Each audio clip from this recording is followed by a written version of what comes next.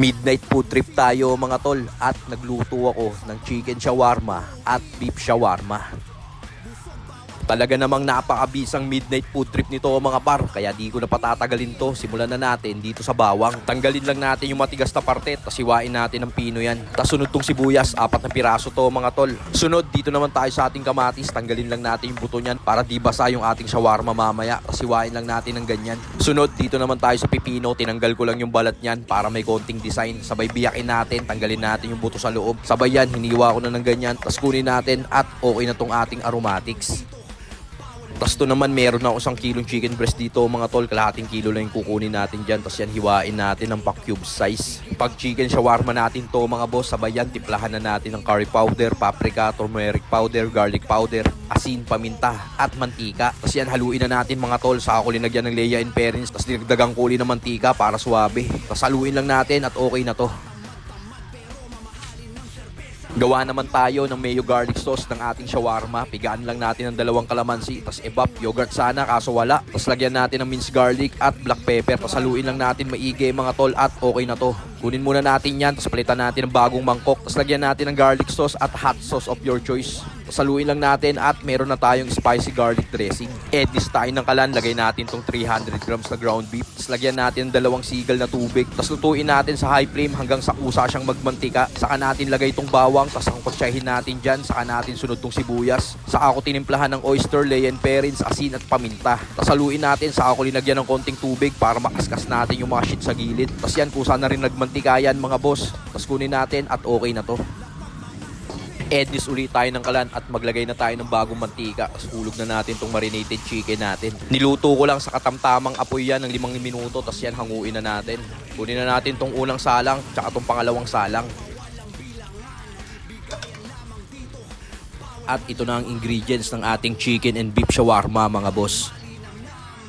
Bomba ulit tayo ng kalan at mag-iinit na tayo ng ating shawarma wrap. Check nyo, nasa yellow basket natin tong heating plate natin mga boss.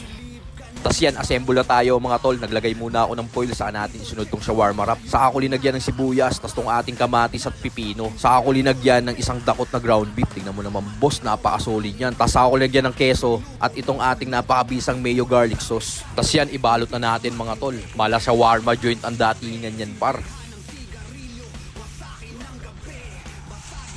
Assemble naman tayo ng chicken shawarma mga tol. Same shit lang din ng ingredients yan. Tapos saka natin lagay itong flavored chicken natin. Saka natin lagyan ng keso. Saka itong spicy garlic sauce. Di natin tinipid yan mga boss. Dahil pang PSG food trip ni Tito Otits yan.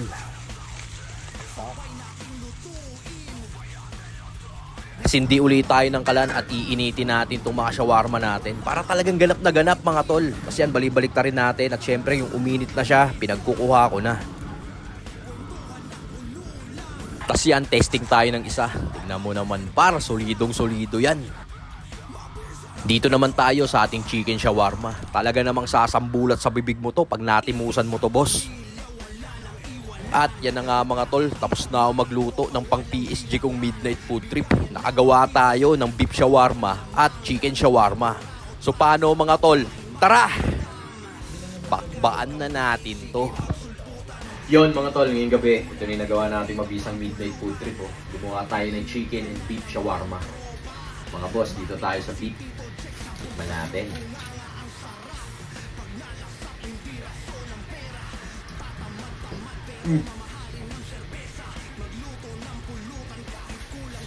Sarap! Mga boss, oh.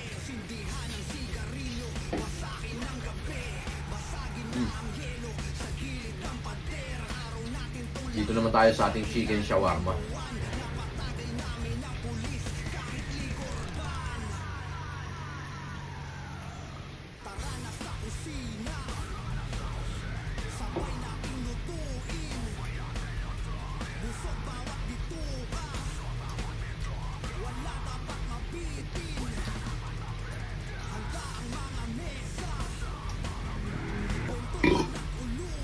Balot pa tayo mga boss.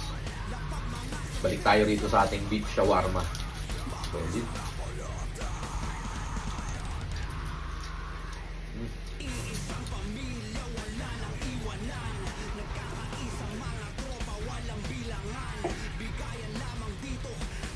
Talaga namang kumaatikabong midnight food trip to mga boss.